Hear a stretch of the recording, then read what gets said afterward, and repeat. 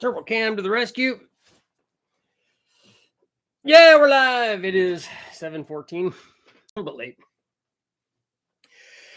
If you guys haven't already taken a look, make sure to take a look at the video that I just posted today on nitrous. What's it worth? How much power is nitrous worth? And we have three good tests. I think there had to choose between, really kind of lots of tests that we've run on stuff. But I started out mild, then we got wild. But we started out mild with just like 100 shot on a junkyard 5.3 with a carburetor and stuff on it. But during that test, we really kind of ramped things up and basically ended up going all in. We even took the jet out of the plate to try to run as much as we can, even added a bunch of timing. And we ended up hurting the motor later on, but that's okay. But we went from, I think we made 750 or something with that. So that combination was good. Went from about 450 to 750. So we were managed to get like right at about 300 horsepower. And then the other test is I revisited the Big Bang one to show you what happened, because in that test, we built a 5.3, it was a stock bottom end, because that was the goal. This is the Big Bang motor. So we had to keep all the stock stuff the way that it came from the wrecking yard. We just put ring gap in. I put a bunch of ring gap in this thing. I put 30 or 32 in it. It was a lot, which is a lot for a, 3780 bore.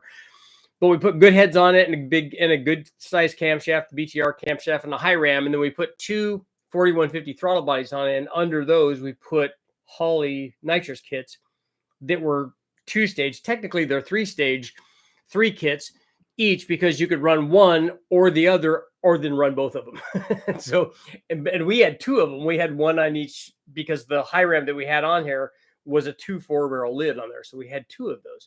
So not only were we getting lots of potential nitrous, we're getting twice as much potential nitrous. And I wanted to show you what happened when we ran one kit with like 46 jets and one with 68 jets or something. And then when we did both of them, I didn't put that in there. But you saw the video where it was blowing up. And then the final video was adding nitrous to the turbo. In that test, technically, we were trying to see if you could use nitrous, how effectively you could use nitrous as an intercooler. And even with only like 7 pounds of boost going in this thing, the motor was, still making pretty decent power.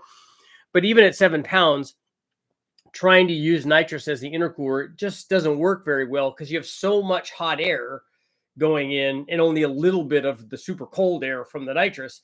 So it can't, it can't take away that heat very much. And so it's not, while it's not great as an intercooler works way better as an intercooler than nitrous does. But what nitrous does is add a lot of power. And then in this case, it added a lot of power and then also raised the boost. So that video is up. So go check that out if you haven't. I wanted to, on this particular thing, I posted the thumbnail, and that's a Boss 302. And in this case, it has the cross Boss intake manifold on it. So if you look really closely, you can see it has a cross Boss intake manifold. They also ran this Boss motor. This wasn't one that I did. This was one that one of the customers at West Tech did. They also ran it with the stock exhaust manifolds and a section of exhaust like I normally do. And then also the stock intake manifold and stock 4-barrel carburetor on there too. If I remember right, I think that this was not a stock Boss 302 otherwise. I think that this was a stroker motor and stuff. And so it made really good power. And the cross Boss stuff worked very, very well on this. But the reason that I wanted to put that up there is because, remember, for the guys that have been here a lot, I've been telling you that every once in a while, I'll get an older video like my Boss 302 video that a new group of people will start seeing it. Well, that's happening right now with the Boss 302. So I wanted to get this up there. Every once in a while, it just, it'll be climbing fairly steadily for 6 or 8 months or whatever. And then all of a sudden it just goes whoop, and then it has this little VTEC jump, and it jumps up for however long and for whatever jump it is. Sometimes it's 50, sometimes 100,000 views, where it just jumps way up and everybody's like on board and everyone's like, hey, look at this Boss thing. This is the coolest thing ever. And so that's going on right now. So I wanted to celebrate that by bringing this here and talk about that. But obviously we put the video up on the nitrous thing. What's it worth? I also wanted to talk to you guys about, and let me know in the comments, what I'm going to revisit some of the videos, because we're at the end of the year. So really, I want to go back and do a looking back thing through the videos that I did this year, and kind of go over my favorite one. So Richard, what were your favorite videos? So let me know what you guys think. Which ones should I include in there? What are some of your favorite tests that you'd like to see me revisit? Because I can even point out stuff that I did wrong, which happens, has been known to happen, like happened in the Big Bang test where I just, it's 14-1. It'll be fine. It'll just drive through that. Well, what it'll drive through are the pistons and the intake manifold, and all of the stuff is just going to explode fairly wildly, as you guys saw in the video. But that's, at least the video is running, and I'm happy that happened. I'm happy that on that, because when I'm doing it, I normally don't videotape every pull, and because we were doing both kits, I'm like, we're getting this one just in case. And actually it turned out that was a good idea, because we would only get one of those, and then the motor was no longer after that. It's just destroyed lots and lots of stuff. But sometimes that's part of it when you're purposely trying to destroy something, and you destroy it, you're like, okay, yeah, today that was a success. It's not exactly the way that we wanted it, but it's still still not bad. But the question for today is, and I put this in the start up here, is which one would you pick? Would you pick a Boss 302, either 69 or 70? And I know that people will talk, the Boss aficionados will talk about the difference in the valve sizes between 69 and 70 for the Boss heads, and which one of those would be better, and which one is better for drivability. And in reality, both of the valve sizes they use are just gigantic, and they're way too big. And that motor is not utilizing either one of those valve sizes, unless you were drag racing or something. But it's interesting on the Boss 302 and the Chevy version of the 302, because both you guys know that they built these motors and had to build these motors to homologate them for Trans Am racing. So it was a 5-liter class limit, and you couldn't make anything bigger than that. And for them, SCCA was very stringent about this. They said, look, you have to have a motor.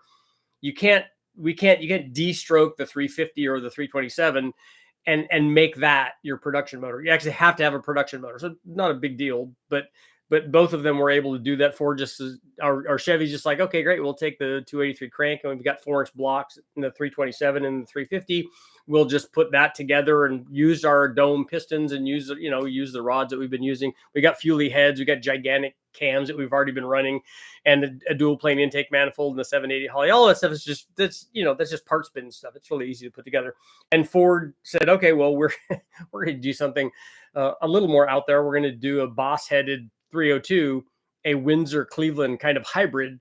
And so which one of those do you like? Quite honestly, in terms of body styling, the Shinoda body, I think I like that one better. My first car was a Camaro. It was a 70.5 split bumper car, but I'm not a Chevy or Ford guy. I have a 5-liter Mustang. I'm an original owner of that. I have a Chevy truck that I drive every day. I've got Sprint turbos that I like, and Metros and all kinds of stuff. So I like all of them, 240Zs and stuff. But, the ones that people pick, a lot of times the guys are very adamant about which camp they're in. I'm the Boss 302 is way better heads. And there are things that we could talk about with regard to that. If you look at them in terms of cylinder head flow, there's no comparison. I mean, it's like 60 or 70 CFM. It's a big difference in head flow. So one of them clearly has much, much more cylinder head flow. In fact, I would argue that an as-cast Boss head flows more than a fully ported Fuelie head does. And so right away, it's, particularly when you go racing, it's a lot easier to make power if you have lots of head flow. And that's just one benefit that you have, because they weren't very strict on, they weren't using production camshafts in these things. So the one thing, because they did this a different way on the Ford, they had really good cylinder heads. Both of them had good carburetors and good intake manifolds, dual planes on them. The Ford had really good heads. The Chevy had medium or not even up to medium standard cylinder heads. What the Chevy had is more compression, and it had a really, really big camshaft. And then the Ford, much smaller camshaft and lower compression. Both of them were 4-inch bores and 3-inch strokes. So there's nothing to choose from there. Both the vehicles were very similar in specs and in vehicle weight and track and transmissions and rear end gears, and all those things are available. They're the Ford version and the Chevy version of a pony car kind of, and both are very popular. Particularly I would say more so the 69 Camaro than the 67 or 68, but both of those body styles are really good and very popular. And they had the 302s available in them starting in 67, and then Ford 69 and 70. And then after that, after 69, then the SCCA said, you know what, you guys don't have to make 5 liters anymore production motors. Just you can de-stroke another motor that you have. So that's when they put the 350 in the Z28 in 1970 and 70 and a half. And the 69 was a really good seller, partly because there was a strike and they continued, and so there was limited production of the 1970 and a half deal. But they allowed them to de-stroke the motors for racing purposes. So in 70, that you could just basically build your own kind of 302. But the production cars got to be 350 cubic inch Z28. So that was good because as I showed in the video, a 350 with similar kind of components, fuelie heads and 11-to-1 and the carburetor and the intake manifold, if it had slightly smaller camshaft in it, but it made so much more torque than the 302 did. Not even close, really.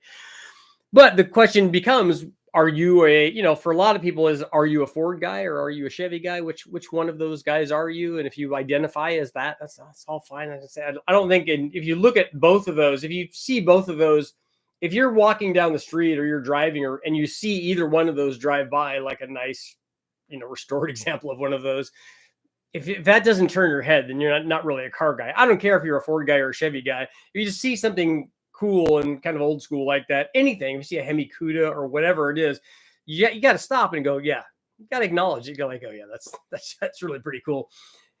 And both of those are definitely fit that bill. So, but the question for me, because I'm more of an engine guy, is which one of those engine combinations do you like? Do you like the large, high flowing cylinder head and the milder cam, or the opposite of that, the mediocre flowing head and the really big cam? Which one of those do you like more? Either one of them to rev out and make power, because they're 302s and not 350s or 351s in the case of the Ford, they don't have the same amount of torque production that the bigger motors have. So lots and lots of gearing in these things was pretty common. 4 and even 5 series gearing for these things, so that you could, get these things to rev, or, because they all mated, like when I ran the 302 and the 327 and 350, they all made about 350 horsepower ish, right in that range. But the 302, because it's smaller, it had to rev higher to be able to do that. It made peak power at a higher engine speed than the bigger motors did. But like I said, there's no bad choice there. Okay, let's see what you guys got going on. Is the boss the boss? We know the DZ ain't cheesy. It ain't easy being cheesy. It ain't DZ being cheesy. Knowledge, what's going on? Esmond Performance Engines. Bam. Jet Black's in the house. Turbo Centra. I got those photos. Thank you. And I'll use your thing next, probably tomorrow. Turbo Centra sent me some photos of the supercharged M112 supercharger on his Sentra motor, which is very cool. So we'll do some readers rides kind of thing, and so we'll be able to talk about that. So hopefully you'll be there to answer some questions. With a thumper cam, will it run like junk at 8.5 to 1? I've read they actually run decent, but it calls for at least 9.5 to 1. The camshaft is still going to act the way that the camshaft does. That's not going to change. It's not going to change with compression. What's going to happen with compression is you're going to add power everywhere. If you go from 8.5 to 9 to 1, you're going to add 3 or 4% in power all the way across the board. So that will benefit it down low, but it also benefits it in the middle and also benefits it on the top. That's what compression does. It's like the same thing as boost. The gain's just not nearly as great as boost is, depending on what you're starting with NA, but it adds power everywhere. So your cam will work. We've run really, really big cams with low compression. You just start out making less power because there's lower compression, but the cam still revs. It still does all the things that the cam is supposed to do. It still acts the same. It's just starting from a lower base number. Jordan, you probably covered this before, but the cam was 113 plus 3. Why is it not called 116? Not understanding. Because one of those is LSA and one of them is the lobe centerline angle. So they're different things. It's not a change in LSA. The LSA is still the same. The LSA is the difference between the center point of both lobes. Now the plus 3 is what you've done is rotated that relative to piston position.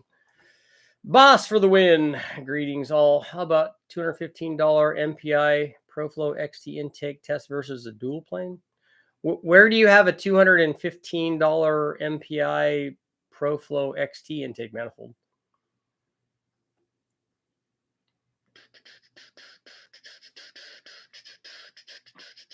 Boss 302 should have made more horsepower. The intake velocity was very slow, even at 8,500 RPM. The DZ engine may have had less horsepower, but the Chevy had the unfair advantage of Mark Donahue. I don't know what you're talking about on the Boss 302 should have made more power. The Boss 302, when they were stock, did make more power. Probably made like almost 20 more, I think, than the DZ did when they were stock, and the way that we tested them. But neither one of those would rev to 8,500. Neither one of the stock ones would rev that high. I'm more of a Chevy guy. I used to be a Ford guy, but I've love for both. Boss is the way to go. Richard, what numbers do you need to tell me what idle quality I'll have with this custom cam?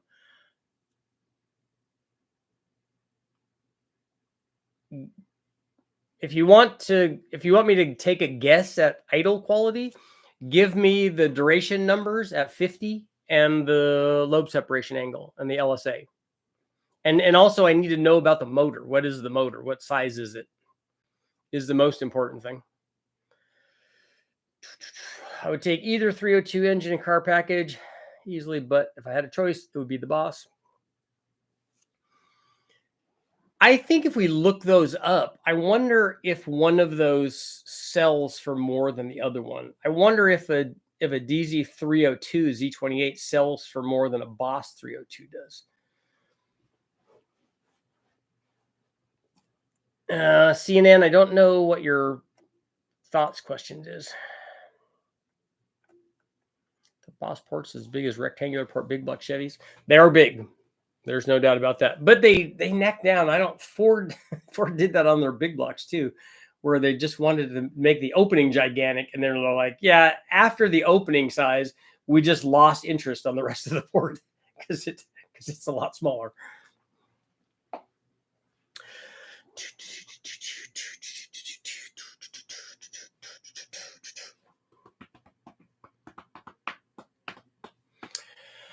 $226, $235 on a 112, $306 at 10 to 1 compression.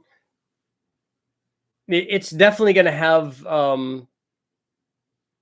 it's not going to have a smooth idle. The cam that I ran in my Mustang, in my 5-liter, was a 224, 232 with the 112. And it definitely had a cami idle. Would like to have the Boss body with a DZ mill. Okay.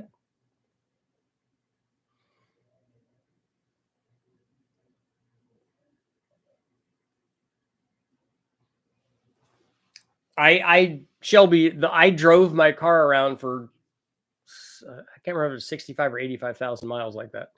So I drove it every day. It's the only car I had. So it works. And mine was obviously a 5-speed, not an automatic. The 112 LSA helps you a little bit in terms of idle compared to it being 106 or something. Lunchbox, what's going on? Did you check out the footage from Souped Up Thailand last week? A bunch of shops built top fuel cell dragsters with inline 6 cylinders. I haven't seen that. That would be cool. The ones that I follow in Thailand are the box of diesel guys. But I'm sure that there's a ton of stuff. I like the little boats that they race in. I think that's really neat. Little super long potato chips with diesel engines, or they have a lot of inline stuff too. A lot of 4AGs and stuff. Another day in paradise.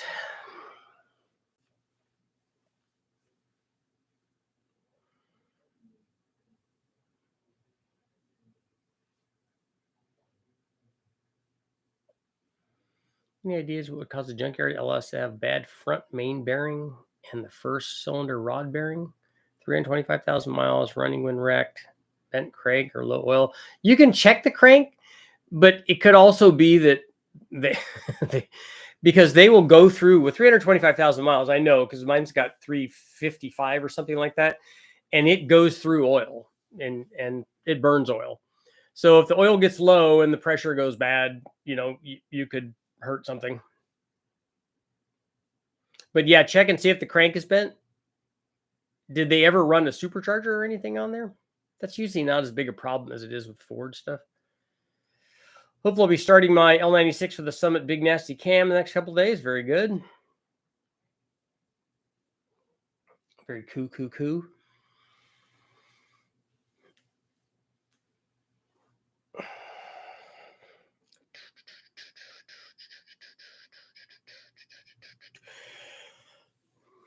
What's the safe RPM limit for an LS1, LS6 stock bottom end with good springs and push rods? Well, we're running the 5.3 L33, the aluminum one, stock bottom end, still has the same everything in it that it came from the wrecking yard. And we're going to 7,700 a lot on that. Stock 2007, 100 Tahoe. We cut the engine on his first day in the pick and pull. Nice. How do you know it was a one owner one? Did you guys check the registration on it? Where bent cranks? They're not bent cranks are not more of a problem, but if you put a supercharger like on the 5-liter Ford stuff, it's not unusual for you to load the front bearing more. That was pretty common on supercharged 5 liters because you put so much belt tension on them, particularly on the non-spring loaded tensioners for superchargers where they were fixed tensioners. So you just crank the tension on as much as you can and then tighten it down and keep it right there. So it has a lot of tension on it all the time. And what it does is kind of side load the main bearing. Oh, you ran a Carfax on it? Okay, that's smart. I don't think I've ever done that at the wrecking yard. That's probably a good idea. See, that's why we come here. I come here. That's why I come here to learn stuff. Turn my phone beeper off.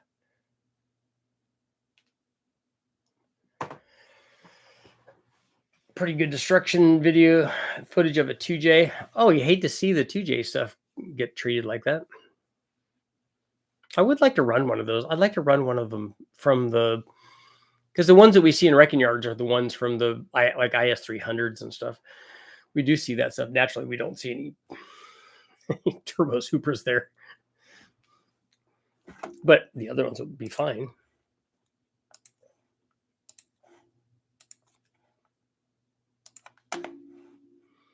But even more than that, I would like to run one of the V8 Toyotas, the 1UZs or any of that engine family.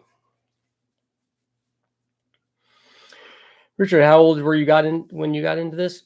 Well, by necessity, I had to rebuild my car, my Camaro, because the engine broke a ring, I think, and the ring got lodged in between the piston and the cylinder and wore a big groove in it. So I had to learn how to rebuild an engine. My stepdad showed me how to do it. It was pretty cool. Looking for a 351 Windsor. You can find those in the wrecking yards in the trucks. I built the Thunderbird SC engine and had noticeably more wear on the front main while other mains had minimal wear. I would think a blower could make it do that.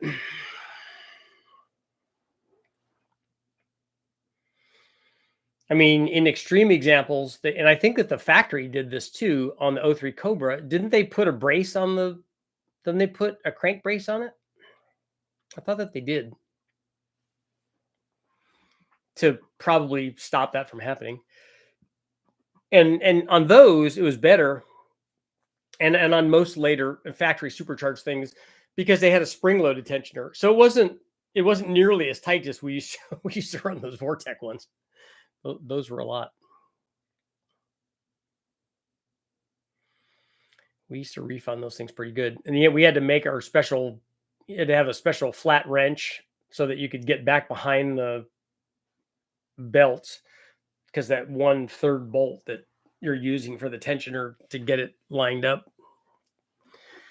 it's all part of the fun. But I drove that Vortec Mustang around for a really long time like that. I drove it everywhere. Had the blower noise. Not quite like Pete Jackson loud, but it's a gear-driven supercharger. So you could definitely hear it. From what I remember, it appeared more as a side load. On the Vortex stuff, it was, because it went up at an angle toward the cylinder head.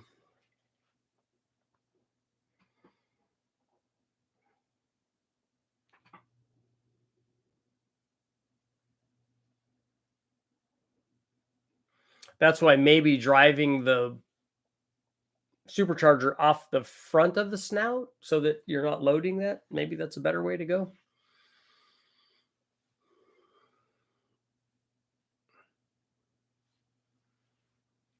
How much will 1.7 rockers make a difference on idle and performance? I don't know. What cam did you tell me that you had? Oh, you told me the specs, right?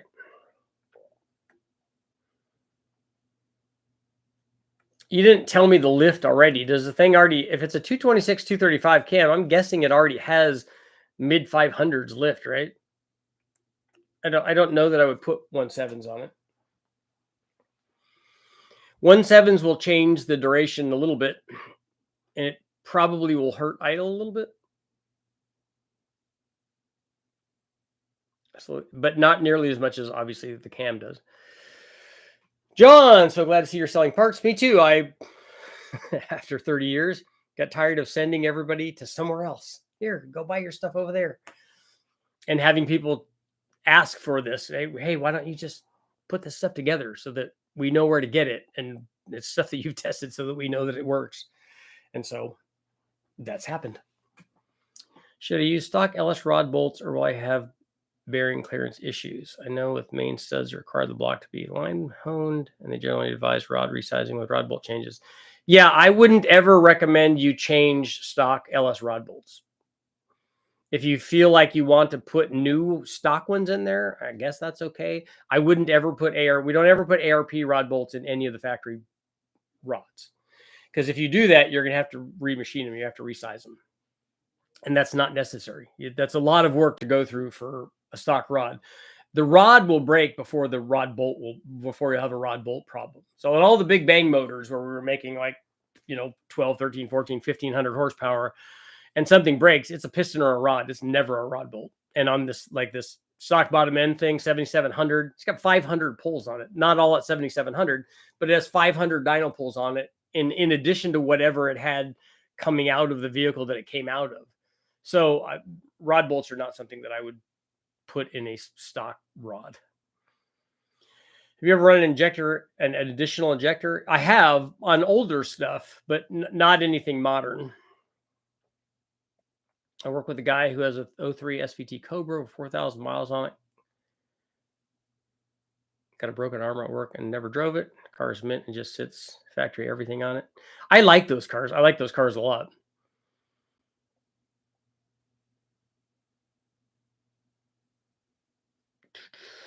Was approximately 125,000 miles. Engine that was neglected, service intervals, and spun rod bearing, so can't attribute to all the supercharger work. Yeah, since we don't never know. That's one of the things that we're taking a chance with when we go to the wrecking yard.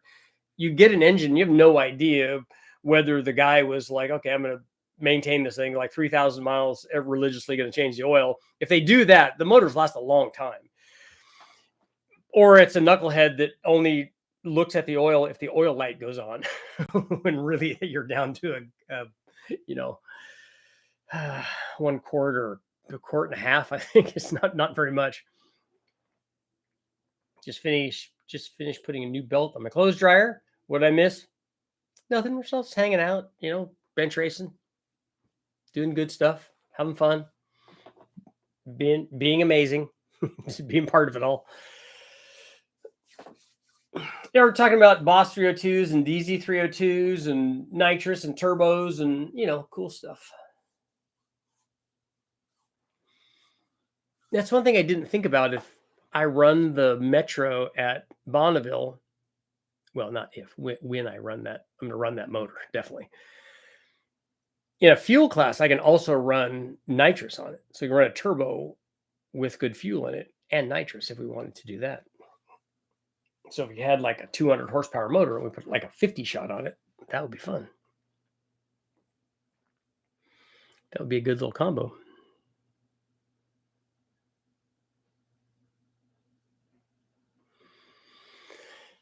That'd be a boosty little thing. And you wouldn't even have to stay in it for very long. Is all your merchandise through Motor Trend? Yeah, I don't have anything to do with Motor Trend. So I have none of my merchandise is through Motor Trend. I have my own store. It's richardholdnerperformance.com. So you go there and I'm selling stuff. I'm not part of the Motor Trend family at all. There's no way they wouldn't even have me. I bought a test cam from you a year or two ago. Project coming together. Stroked LS3 going into 04 GTO. I like those GTOs. Those are cool. 538, 534 lift. Okay. I don't think there's any need for you to put a 1.7 rocker on there. You can, of course, if you want. Sometimes rockers are hit and miss on a camshaft that already has a reasonable amount of lift. Did you tell me what cylinder heads are on that thing? Does it have good heads on it? Does it have like an airflow research head or something on it? Because that would be the other consideration, is if you go up and lift, are you going up and lift and you're already beyond what the head will support anyway? So you don't get a gain. If you're doing it on a cylinder head that says, hey, look, yeah, let's party, let's go to 600 lift, then there's more of a chance that you get gains from the rocker ratio. We need a poll. And speaking of that, the poll is going to be, actually, it's going to be, and I'm glad you brought this up. It's going to be rocker ratio. Let's see.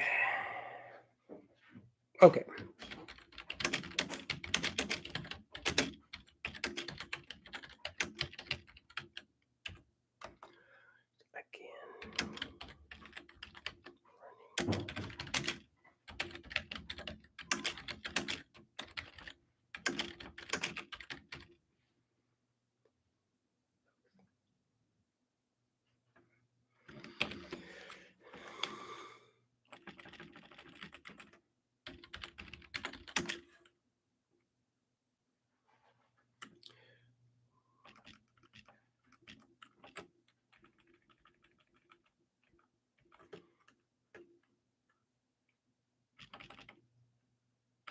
Should I do a roller, rocker, and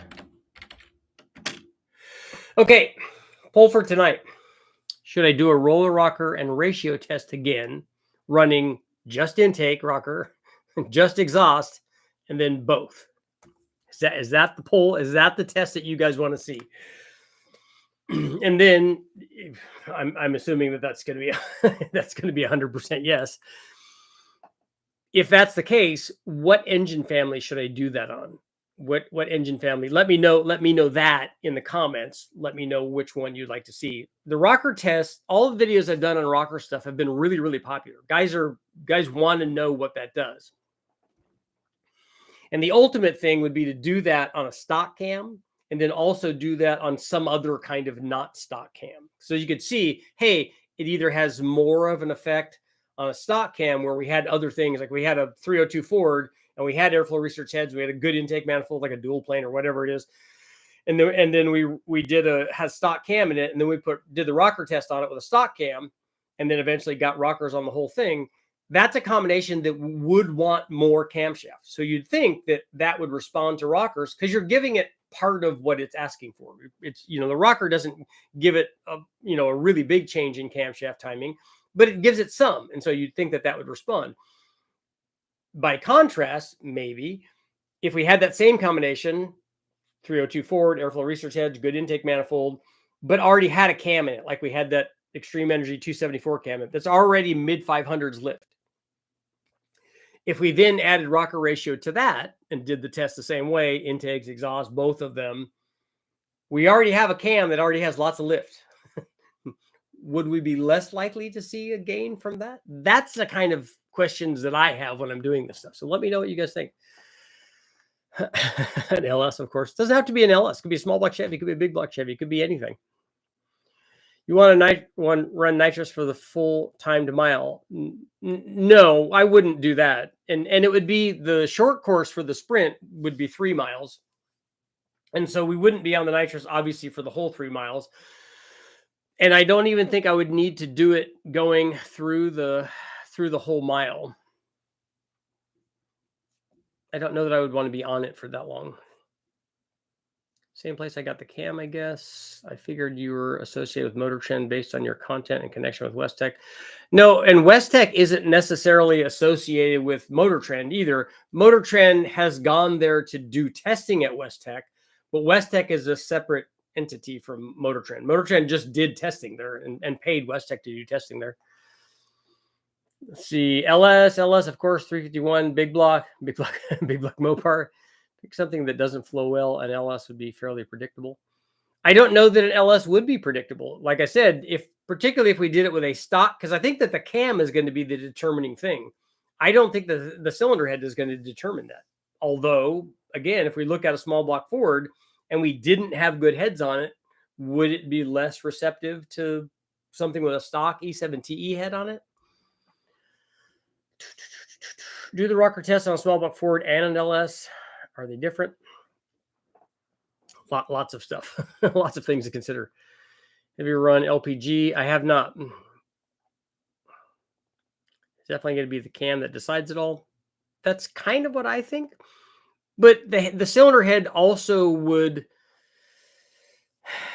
I think, would also show more or less of a gain based on the power output of the motor. So if we had a combination that had a stock head on it, like a 302, maybe that's a 300 horsepower motor and not a 350 or 360 horsepower motor with good heads on it. So does it gain more or less? We know that those heads don't flow very well, but they do keep flowing from 500 to 600 lift. So does that mean there's going to be a gain? There's going to be less because they don't flow as much? Lots of stuff to consider there. Now's your chance to grab an Oldsmobile for a rocker test because of all of the rocker ratios that are available for Oldsmobiles.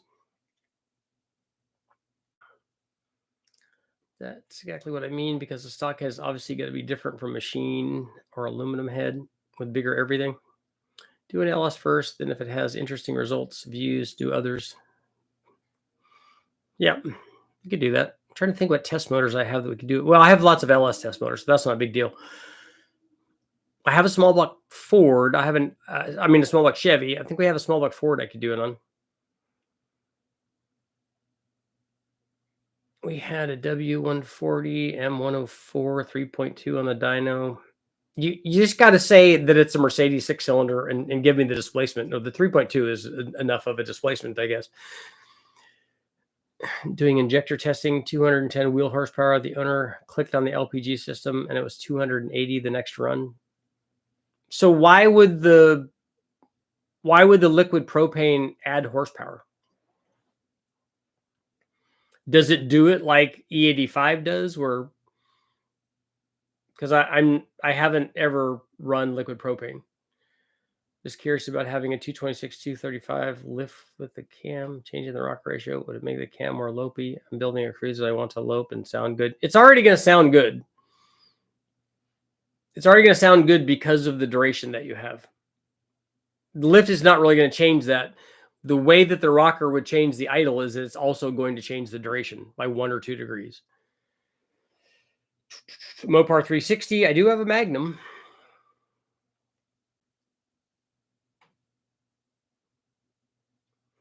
Yeah, Thompson, I don't know. I've never tried liquid propane on anything.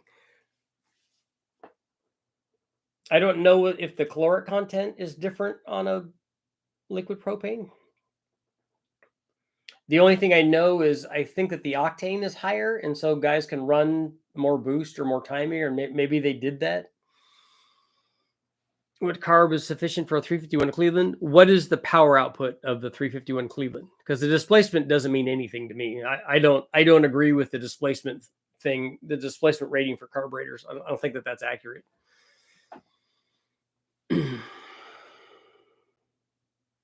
95% want to see that rocker test. Have you tested LS3 fast intake with all 3 runner lengths? Yeah, if you look at the intake video, the LS3 intake video, I tested all of those. We even mixed and matched them. The long runner is the way to go. The way that they sell just the regular fast is the way to go. The others make a little bit more peak power, but lose so much in the middle that it's not good. And as an LS3, I don't recommend an LS3 fast anyway. It doesn't really add much or hardly anything, oftentimes nothing, compared to just a factory LS3 intake manifold. So it's not one that I would recommend. There are other intake manifolds that I would pick over that. The new performance design intake manifold is a much better LS3 intake manifold.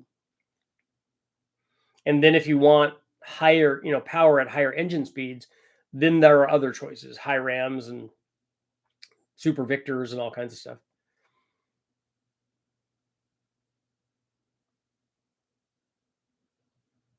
I missed my 78 Olds 88 with a 403. Is that the same? Well, 77, that would be the same motor that they put in the Trans-Ams in, right? You had 6.6 Olds 88. It needed to have, you need to put the Trans-Am hood scoop on it with the 6.6 on there.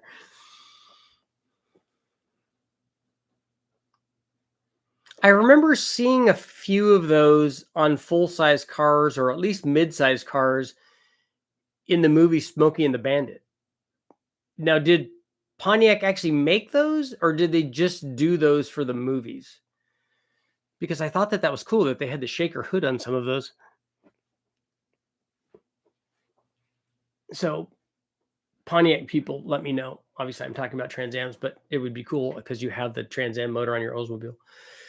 The TBI 350 has 60 psi of oil pressure, cold, but only 10 or 12 psi warm with 1040. Do you think the bearings are shot? Could it be oil filter bypass? It's from an old motor. They got extremely hot. The bypass is from an old motor?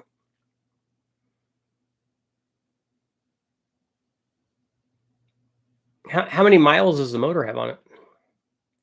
And does the oil pressure go up with, I don't know what your idle speed is. Does the oil pressure go up, and is it good while you're driving around? Trans-Am came with a 6.6 inch shaker. Yeah, I know that. I just, like I said, in the movie Smokey and the Bandit, some of the Pontiac, like police cars that were full-size cars, had that shaker hood. At least one of them did. I thought it was 2 of them. So I didn't know if Pontiac did that. I'd like to see a video of your personal rides. My 2002 Chevy truck is all stock. It does have some kind of muffler on it. I do have other cars, though.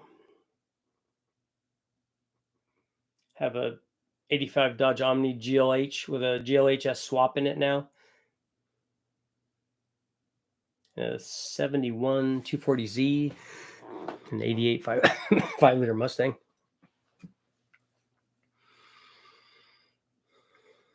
Definitely like to see the difference in rocker ratios. 76, 78 Grand Am and Catalina had that option. Okay, maybe they were Grand Ams. I don't think that they were Catalina police cars. They might have been. How fast could you make a forklift do a pallet with a pallet full of iron ore? I don't know. It depends on how hopped up that your forklift motor was. It's funny. We just looked at videos of my sons came down. My wife and my sons came down to West Tech one time and surprised me, which was awesome. And I got to let them drive the forklift around. 77 Pontiac Auto was 403. Stick got you the Pontiac 400. Yeah, that was the TA 6.6, right? Versus the 6.6 liter. Dad's having a 496 big block built with Eagle Forge bottom end, GMO 77 heads. Okay, Boulder said it would make 425 horsepower. Cam is currently unknown, but from Howard's, I don't believe it's only 425. 425 is the power that we make. If I take and go get a wrecking yard 7.4 liter, like the Gen 6 454, and we put a dual plane intake manifold on it, a 650 or 750 carburetor, a distributor in it, an NHEI or MSD or whatever, and then we put a 274 cam in it, which is like 224, 230 or something. That makes 425. So it's not hard to make that much power with that. And a 496, I'm guessing. I don't know what those 077 heads are. I'm not familiar with that casting number head. But if it's a rec port head, even if it's an oval port head, it would be really easy to make 425 with a 496. Papa's Garage. I know this is off subject. There's no subject matter for the question and answer. You can ask whatever you want. If you want to talk about gremlins and pacers, whatever you want to talk about, it's good. I just put this new combo together with a 6-liter LS 243 heads, 7875 on E85. The 7875, depending on what generation it is, could make anywhere from 800 to 1,000 horsepower. So that's how much power that turbo will support. So that's how much power your combo can make. Spoke to you earlier about my 6-liter build. I have the big nasty cam and other mods sitting around 550 horsepower. Looking to put a turbo to hit 800 horsepower. I want good response. What cam would you use? You're making 550 horsepower with the big nasty cam? I know the Can-Ams in the mid-70s had shakers. I don't think anything else other than the Trans Am did. Okay. Well, filter adapters reuse. Oil pressure is 40 at cruising at 1800. Does it go up when you rev? Does it go up when rev? Okay. So you have low oil pressure at idle, right? It's probably okay. If you have 40 pounds at 1800, you're fine. Have you seen the BTR splayed valve heads yet? I have. Does my 86 350 small block with 180cc intake runner, 64cc chamber, RV cam, shorty headers, straight exhaust, performer RPM 650, Elbrock make 300 horsepower. My mechanic seems to think so. Yes. I would be surprised if it didn't.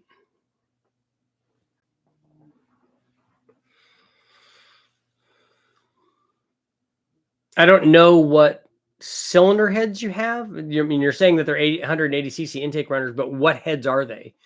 Because there are some that have 180cc intake runners and they're stock heads and they're terrible. Or you could have a set of aftermarket heads like an airflow research head that has a 180cc intake runner and it flows 250 or 260. And so it could make a lot of power. But now we have the CHI 185 small port head, better head than any small block Chevy head for a 302. I don't know where that's coming from. I always heard the Gen 6 454 from Tonawanda plant came with steel rotating assembly. Never got one. They don't all come with that. Only the L21 does, not the L29. I want to make sure that I have those two right. One or the other of those comes with forged stuff. It was the one that they used in the heavy duty trucks and stuff. And not just the Suburbans and the normal run-of-the-mill things were not forged. The ones that they use in the heavy duty, same motor, same heads and intake manifold and all that. And also and top kicks. That later one also had coil and plug stuff. The one with forged internals also had coil and plug like an LS. The other ones were not like that. What's the best way to determine pushrod length with a zero deck block? What we do is we put a checker spring in, we have the lifter pumped up, and we rotate the motor and check and see what the mark is on the, we use an adjustable push rod, and then we check and see what the mark, we take a Sharpie and mark the tip of the valve, and then we rotate the motor around and have it depress the valve a couple of times. And then we check the pattern on the tip. If it's centered and sweeping in the center, it's good. I can really look at the rocker when we put it on the heel of the cam and just wiggle the rocker around. If you do that and it's in the center, it's going to be really close. So you don't even have to spin it around or anything. Lifters, LS7 push rod, LS7 lifters, push rods, 5/16 chrome electronic kit, Michigan Motorsports cam. I don't know what that cam is. Summit Big Nasty cam is 725. I don't know what that is. You have a 218 cam in a 6-liter and it's making 550 horsepower? That doesn't seem right. Valve springs, blue, LS6. Yeah, the factory springs. I was told this build was similar to another making 500 horsepower. A 218 cam is not going to get you to 550 horsepower.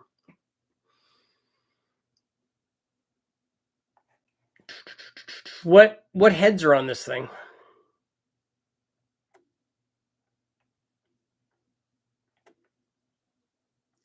Sticks. Let me know what cylinder heads are on there. Here's an option for a set of Brodex heads too. He obviously wants more power, but is unsure what the yield of a better set will make. After some mine importing, 077s are aluminum heads with bad flow. Is an 077 a factory aluminum head? If it's an 077 factory aluminum head, those heads are worth money. If it's a L89 head, an L88, or an L89 head, I would keep those. Those are worth money, and I wouldn't do anything with them. Flowtech 180 heads. Okay, those are going to be better than factory heads. So yeah, you shouldn't have any problem. I just found a Chevy 1978 400. Can I make 600 horsepower? What do I have to do? 600 horsepower NA from a naturally aspirated 400 is going to be a really big cam and high compression and all that stuff. So if that's the kind of thing you want, you can't do that. It's not going to be a very good driver. If you want 600 horsepower, you could put boost to it. Weird question. Do you inject nitrous pre or post turbo? We do it after the turbo. You could do it before the turbo if you want, but we do it after the turbo. At least we did in this test. BS Racing 7875 2.0. Oh, so it's a Gen 2.5. Yeah, you could make 1,000 with that. I forgot my cam specs, but it's a comp cam, turbo cam, I guess. Yeah, that really doesn't matter so much with lots of different camshafts. The turbo is what determines the power output. So whether you have like my low buck truck camshaft at richardholderperformance.com, so or even something smaller, you could get there with a stock cam, but it's a lot easier to do it with any kind of like aftermarket cam. So a small one, all the way up to a stage 3 or 4 or whatever will fit. If you run that turbo, you're going to make the same power. The only thing that's going to happen is with the bigger cams, you're just going to have less boost response. And you're going to make it at a lower boost level to a lower boost number. I really like the video, the Big Bang Nitrous. What was the final total shot? Sounds like over 400. It wasn't. It was about 300. And that's all that plate or maybe the solenoids would flow. Seems like the Chevy motors are all about cam and heads. I really never saw cams or heads make a significant difference on any Mercedes motor. Does anybody make anything aftermarket on a Mercedes motor? What do you think is the more optimal thermostat, 160 or 180? For doing what? What are you trying to achieve? Those 77s are factory, but they're not what came on the engine. They're what the builder wants to put on. He mostly builds Corvette motors, so he's obsessed with stock parts. Okay. I'll look that up and see what it says. Oh, 77 big block Chevy is.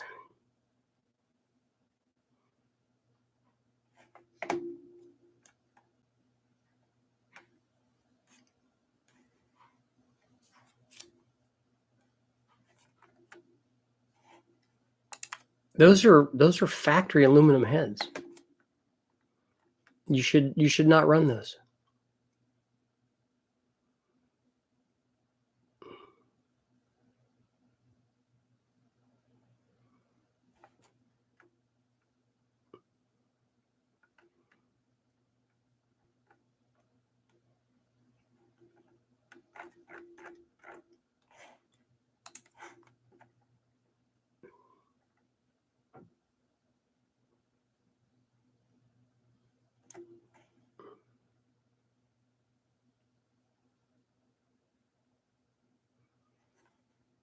Let's see.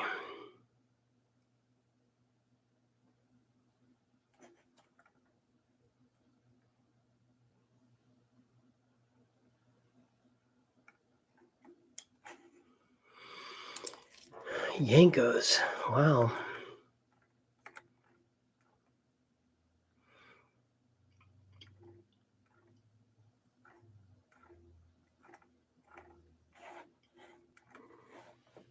Yeah, I mean, I don't know what he's charging you for them, but I think that those are expensive heads.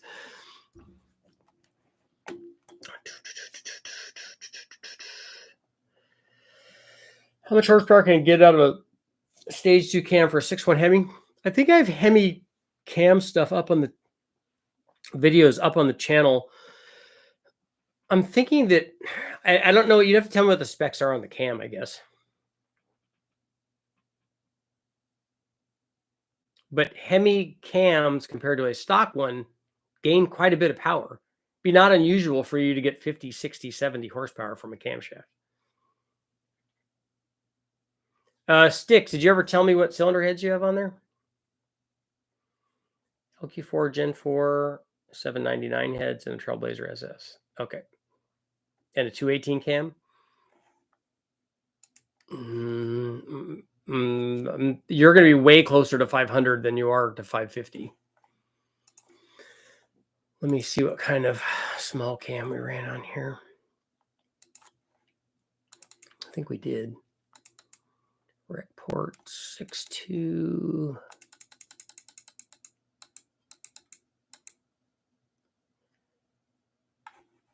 There's that one.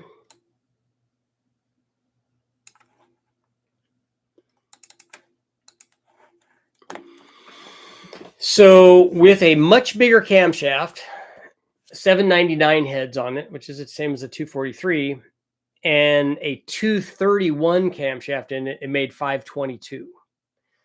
So you're going to be a lot less than that. You're going to be, like I said, much closer to 500.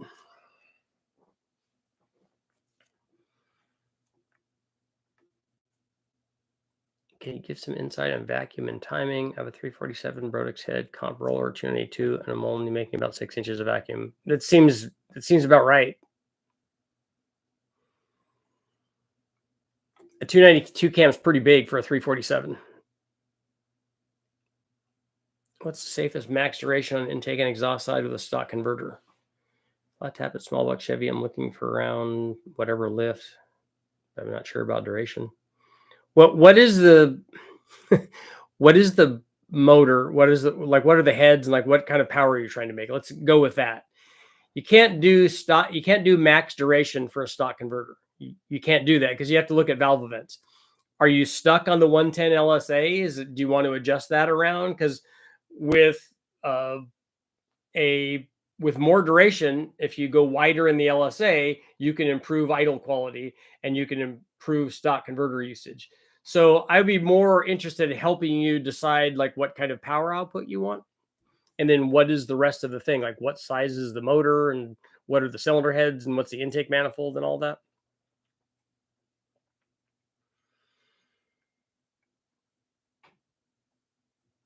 I think Rentec makes some cans, but never seen them. Seems like if they made a difference, I would have seen them somewhere. Thompson, I can tell you that the Mercedes engine, whatever Mercedes engine you're working on, does not make the most power that it could. So different cam timing will definitely make more power. Ported heads will definitely make more power. Different intake manifolds will definitely make more power because their design for the motor was not, can we make the most amount of power with this motor? That's never the design criteria for any factory, for any production motor. So they just had to achieve some sort of specific output goal, which is fairly easy to do. The power number usually is really easy to do. And then other things, emissions, serviceability, longevity, all of these things. So definitely all of those things could change the power output. Whether or not the aftermarket has supported that obviously is a different thing. But you had 2 carbs and 2 plates. Thought both were 250 shot plates. 100 jet is a 250 shot and my 2-stage plate that can be a total of 500. Did you have 2? I don't understand what you're getting at. We did have 2. We did have carburetors, but we had 2 4150 4-hole throttle bodies on it, and we had 2 plates. And then each plate had 2 kits, and then you could combine them both to make a third kit, so we can have 6. But because it was a dual quad setup, that's why we use very small jetting. Turbo Smart is giving a ridiculous warranty upgrade if you install their oil pressure regulator for their turbo now. I don't run oil pressure regulators on my turbos. We sometimes run restrictors on them.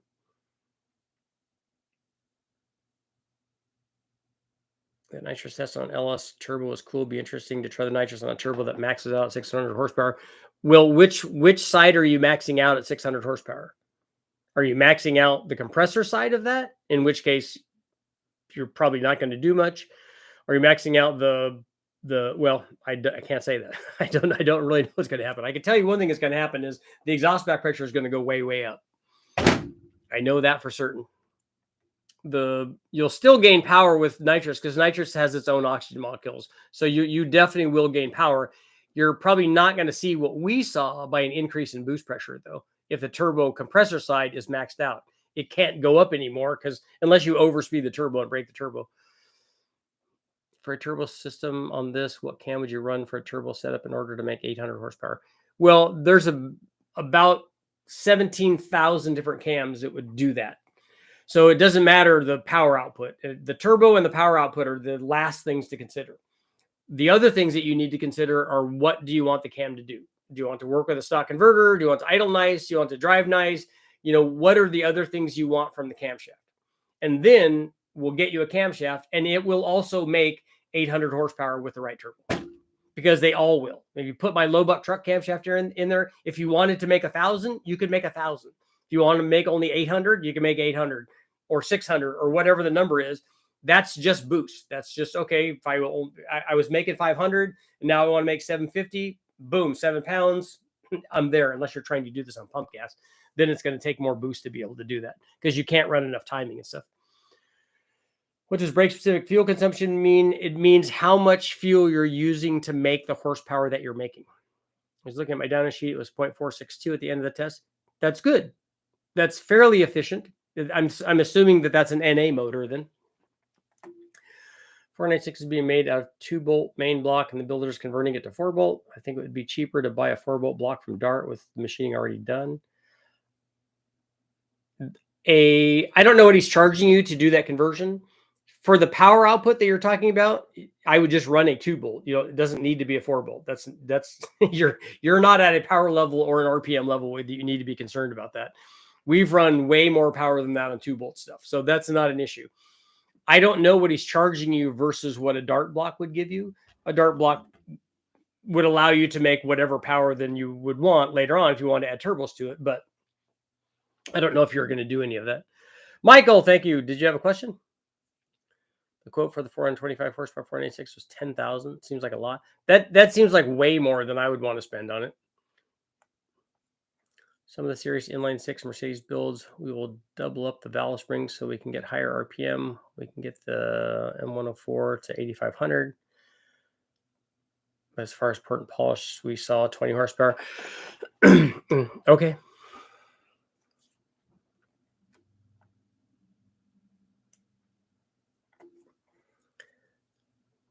Michael, Merry Christmas to you. Thank you. And Happy New Year. Yeah, we're coming up on the New Year, right? I have a 2020 Chevy Silverado and upgrading to a Whipple 3-liter or an air-cooled 76 GTR ball bearing turbo, which is better with BTR stage 3 cam and 10 pounds of boost. The turbo will make more power per pound of boost than a supercharger will. The supercharger will have better low-speed boost response than the turbo will. So you have to choose which one of those things is more important. But if you ran 10 pounds with both of them, the turbo is going to be up a lot. And a lot, like 50 or 70 or 100 more than the Whipple will be.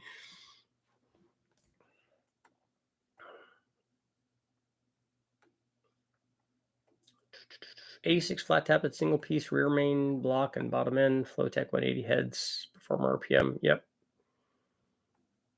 AVS carburetor, RV cam. Okay. So, Toby, you're going with the Boss? Yep, there's no bad choice there. 95%, we're down at 94. It's like a Christmas miracle. For a turbo car that feels to be down on power, what are the first things you would inspect? I would look at and make sure that you're not getting like misfire, like you have too much plug gap. Make sure that all the injectors are firing. Make sure that all the rockers are tight. You know, just the normal things that have nothing to do with the turbo. Then later on, you could look for turbo leaks or something. I would log the boost curve, then that should tell you whether or not you have a turbo problem. I want it to be a street strip and still drive well. Yeah, I can tell you that if you put a small cam like the Chupacabra or Truck Norris or my low buck truck camshaft in there, you will like the way that drives. And also it will make all the power that you could possibly use. You just have the boost. You just run the boost where you want the power to be. We did a 5.3 with my low buck truck camshaft, and I think that it was at 625 or something like that, 625 to 650 at only 7 pounds, and that was a 5.3. So it's easy to make power.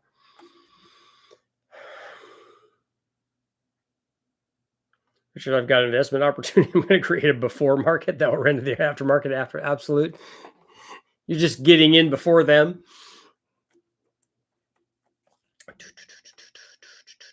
Is the wastegate stuck open? Yeah, that's also something you can look at. I like to test my wastegates before we put them on to do testing. I do a hand test, make sure that they're actuating, and I usually take them apart and put oil on the shaft and everything, make sure that they move freely. Because if you get so much crud in there, because it's a terrible environment for stuff, you know, look what you're expecting it to do. If you ever taken any video like we have on the dyno of what's going on with the wastegate with fire shooting out of it, you're like, oh yeah, that's not a good place to be. So you want to make sure that the wastegate valve can open freely, so it can do its thing. It can control it. First thing I checked on the leak test, 0.462 brake specific was on a turbo LQ9. That is good. He doesn't want the 496 to be a 425 horsepower motor. Dad wants as much power as he can get, so he's spending more money to get the Brodex heads up put on it. Forgot to mention compressions 10 to 1. Yeah, Smith boy, look at the 496 builds that I have, and those are all going to be like like 200 more than that. They're going to be, most of them are like 650. I probably have more camshaft than you're going to want to put in there, but it should be with a decent head in there, like an Airflow Research, like a 265 head or 290 head or something like that. I mean, it's pretty easy to get 600 from those at 10 to 1.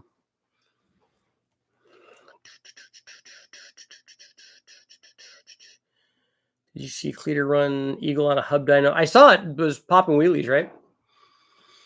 Get one of those low-dollar smoke machines, smoke the intake to check for leaks.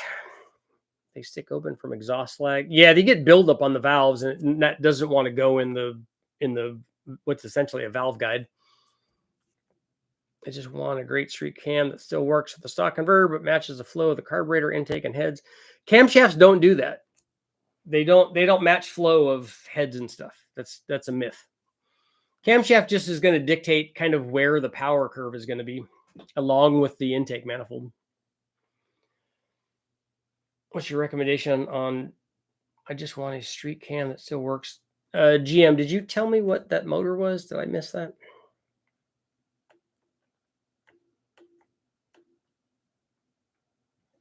Okay, 86 flat tap, 86 flat tap at single piece remain. So that's a 350, I'm assuming, right?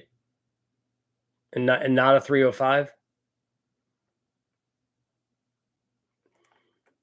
So what I would put in there is a small type of RV cam.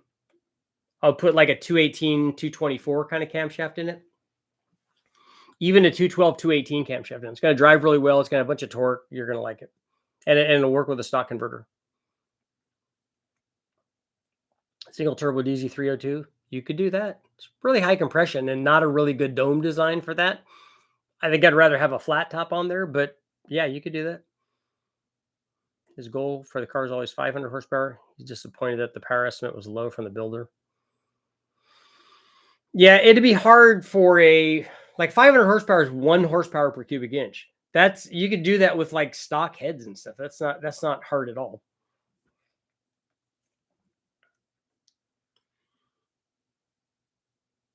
I did a junkyard pull of an LM4, the loco version of the L33 of a TR Truck Plus cam, and thinking this is going in a 66 Mustang with a manual trans.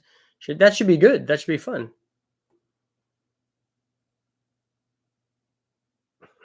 When Richard said look at his 496 builds, I heard that as 496 builds. I could tell you to look at all of the videos, which would be, I don't know, 2,500 or something now. Thanks for all the insight. Him and I both have watched all your big block videos. I think we're both in denial at the price tag. Yeah, that seems like a lot to me. I wish I could help. I wish I had a 496 in around that I could sell you for a lot cheaper than that. I had to tow a Camry from San Diego to San Bernardino with my van. The new 408 tow's great. Awesome. And no problems with the trans and converter on that drag van? Going down to San Diego, 9.3. Towing at 7.8. Fuel trim showed 12.5 to 12.8 and 65. Should I lean it out? I don't know. How often are you going to be doing that? I don't think I'd worry about that. Because that's loaded. So, you know, I don't know that you're going to be cruising at 14.7 or 15 to 1 under cruise. Well, hello, mister. What are you doing, huh? Hello, Bruno. What are you doing, huh? Did you just wake up? I know. That's a big stretch, huh? Hello. Did you want to be on camera, huh? Hello. Where's your brother at, huh? Where's your brother? What? Is it time for me to come down there, huh? Is it time? Time to sit on the couch for a little bit? Pay attention to the doggies. Okay. Out of a C20 truck. Yeah, I would put an RV cam in it. Like I said, one of the ones I'd recommended. 212, 218, that kind of thing. You'll be happy with that. Eagle put out 5100 to the wheels before number 8 went lean and mushroomed the valve and popped the burst panel. Wow. Hello. I know you wanted me to come right now, but I'm still doing work. Actually, I'm way over time right now. I know Bruno says family time. He's like, it's been more than an hour. I just was letting you know because obviously you didn't have a timer or anything going. I do have a timer right there, Bruno. You can see it's 1:11. That's a lot. I know. It's time, huh? It's doggy time, huh? On that note, according to Bruno, it is time to go. Should I do a roller rocker test? 94. Who are the 6% that would say no to that? That's not it. That's not a thing. But I will be back tomorrow. If you haven't, please go take a look at the video on nitrous. What's it worth? Lots of good stuff there. And also check out richardholderperformance.com for your, not all yet, we're working on that, but some of your LS needs. And I'll see you guys all tomorrow. Bruno.